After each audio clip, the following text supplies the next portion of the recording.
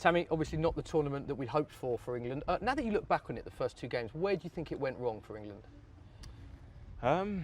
Looking back, I think, there was a few errors. I think these things happen in football. But when we look back at it, there was errors. I think just some form of bad luck towards us as well. And I think in football, things need to go your way really. And unfortunately, they didn't go our way in the first two games. And yeah. Did you feel any extra pressure coming into this tournament? Because it's an incredibly talented squad, and of course a lot of the players have won major tournaments with England, of course. A lot of people said England were favourites, fans, bookmakers, even some people had England down as the favourites. Did you feel extra pressure coming into this tournament? I wouldn't say pressure. We're a team that have built up to this point for 2 years now. We strongly believe in ourselves. We're a family, and we're all gutted. We're all sad that obviously we didn't go all the way to win it. But like I said, we just got to pick ourselves up. We're still young, we're still learning. There's still a next level to get to. There's still first teams to strive for. Yeah. So hopefully this is not the last time most of us play with each other. Yeah. What was said after the Romania game amongst the players? I think we didn't even need to say too much. I think everyone was Really? just on the same page. Everyone just understood. They knew that we underachieved and they were gutted and disappointed. We wanted more. Like I said, there's still a next level to get to, so just have to pick ourselves up and learn from this. And you say the next level to get to. Of course, Gareth Southgate has been out here watching the team. Have you had conversations with him after either of the games? No, not really. He's just been on the back. Everyone knows he's here, but he doesn't really get involved too much. It's nice to have him out here to know that he's obviously watching the younger generation and players who are obviously doing well at their clubs as well. On a personal note, how disappointing was it for you not to start in either of the two games, especially bearing in mind the great season that you've had with Aston Villa?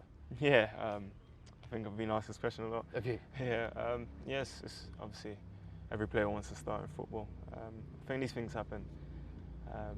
The coach's decision's final, and you just got to support the team, encourage the team. Obviously, me being one of the experienced players in the team, I've just got to lift the players who are starting and who are not starting, and just be a part of the team. And also Croatia next in this setting here. Another hot day it's going to be. Hot day. How do you look ahead to the Croatia game? Because obviously this is your last tournament at under 21 level, so a big match for you personally.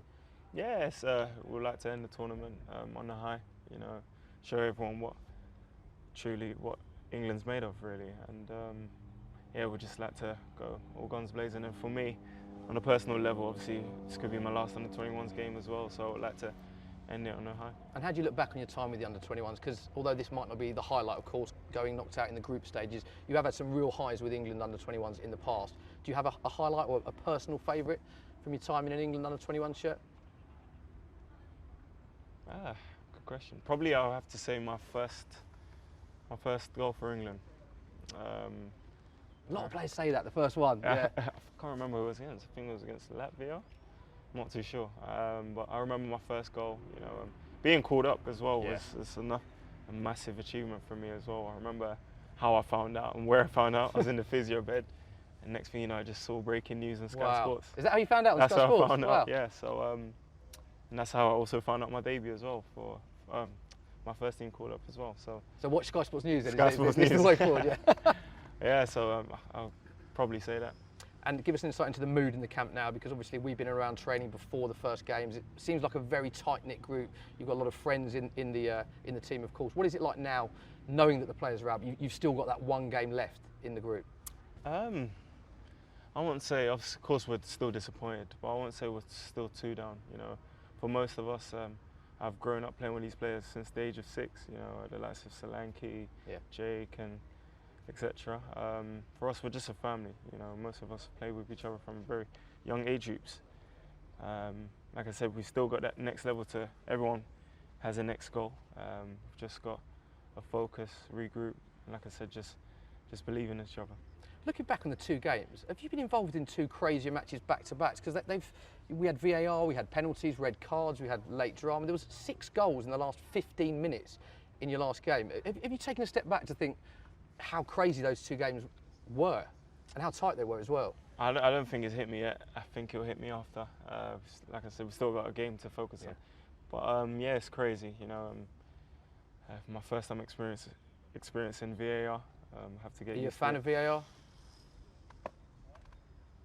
In some ways, yes. Yeah. In some ways, no. I think there's a lot of decisions to be made which are obviously tough for referees, so it helps in that kind of way. But going back to the games, no, I don't think I've ever been involved in a crazier game than that. Unfortunately, we're on the wrong side of it. Yeah, and it's been a great season for you. Don't forget, you scored the last game, of course. Great season for Aston Villa, getting promotion. Where will we expect Tammy Abraham to be playing next season?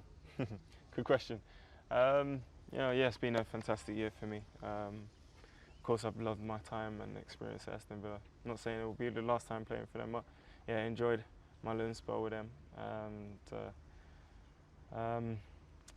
I haven't received no messages or calls yet from Chelsea, but hopefully the aim will be back at Chelsea to have my head focused on. So the aim is to start the season at Chelsea Football Club? Hopefully. Hopefully, Fingers crossed. okay. And of course, there's a lot of Chelsea players here with the under-21s. I imagine you've been talking about what's going on at the club.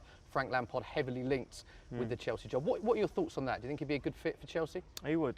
You know, he's a club legend. You know, he's loved by a lot of people, and he's like everyone's seen what he's done at Derby. He's had a fantastic first season of professional football, and I think there's no better place to have your second year of coaching and then a place like Chelsea. And do you think he's the kind of manager, should he be appointed, that would give youth a chance? Because there's a lot of Chelsea young players like yourself that were on loan last season. Is he the kind of manager that would give youth a chance at Chelsea, do you think? I'd like to think so. You know, obviously working with Jody Morris as well, someone who's coached from a young age. So pretty sure he knows what I'm about. And of course, I played against Frank's team in the playoff finals. I came out on top of there. But yeah, no, it'll be nice. Obviously, hopefully, fingers crossed that he'll get the job and hopefully look at the youngers. Watch this space. Tammy, thank you for your time. Good luck for the last game.